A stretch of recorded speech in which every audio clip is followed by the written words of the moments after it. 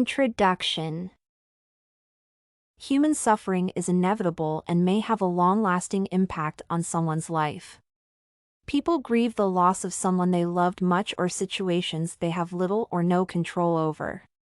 Edgar Allan Poe's The Raven utilizes symbols to reinforce the melodramatic mood.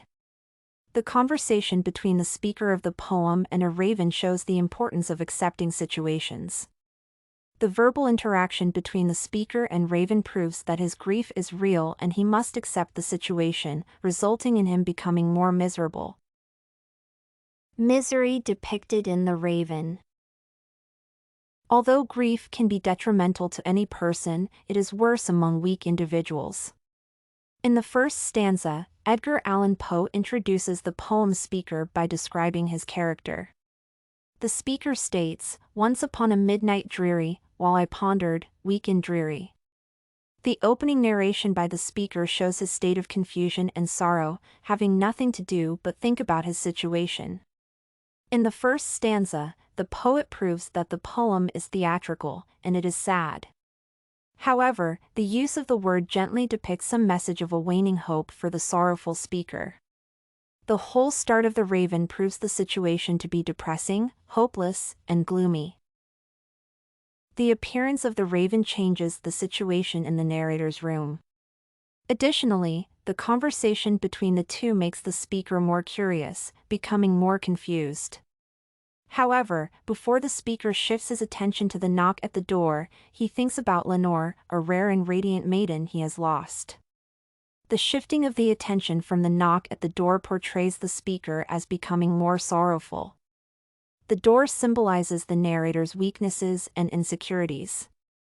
The situation worsens when the speaker becomes anxious and fearful of the rustling curtains.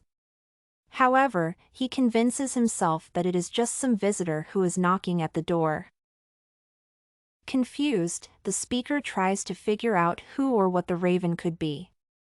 After coming up with theories to explain the raven and its behaviors, he asks it its name, and it answers nevermore. Sorrow can be disturbing to a person's emotional and psychological states. The narrator becomes hallucinated to the extent of calling himself a wretch. His grief overpowers him, but he claims that he will forget Lenore. The situation gets petty as he starts shouting at the bird and calling it a prophet, a thing of evil. The speaker's sorrow makes him reject and despise his home by calling it a desert and a place haunted by horrors. The bird's response to the speaker's questions makes him hate his physical environment. As the speaker continues to converse with a raven, he develops self-doubt since nothing positive comes out of the bird's utterances.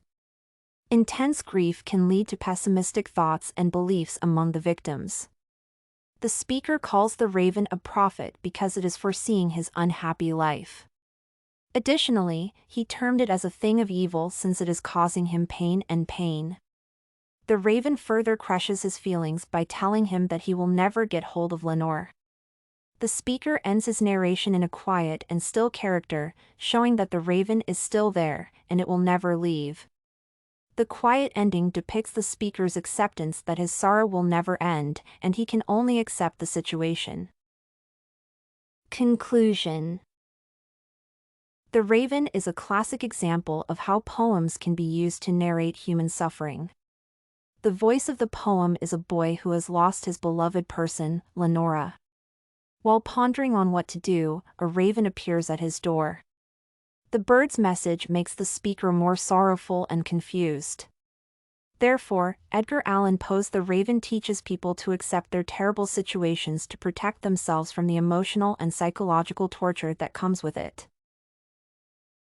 StudyCorgi.com has everything you need for successful studies. Writing tools, informative articles, and essay samples. Come check it out!